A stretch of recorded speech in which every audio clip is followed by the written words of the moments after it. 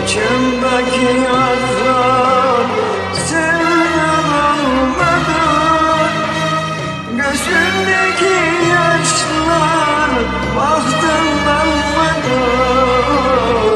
Saçımdaki yazlar senden almadan, gözümdeki yaşlar bahtımdan almadan.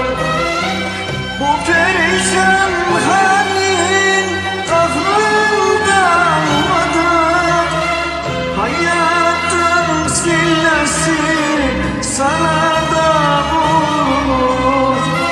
Bu derbeder halin aklımda olmadan, hayatın sillesi sana da vurur.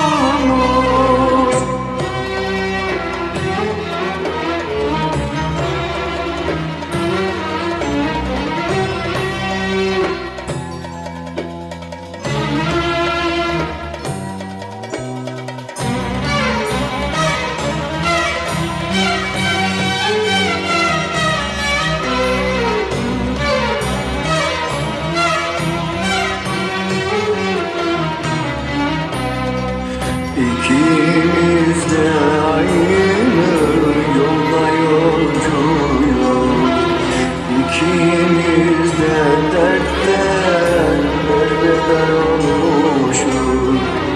İkimiz de aynı yolda yolcuyuz. İkimiz de dertten derbeder olmuşuz. Dertli doldursak yine dertliyiz. Hayatın kahrına kim çare bulmuş? Dertli doldursak yine dertliyiz. Hayatın kahrına kim çare bulmuş?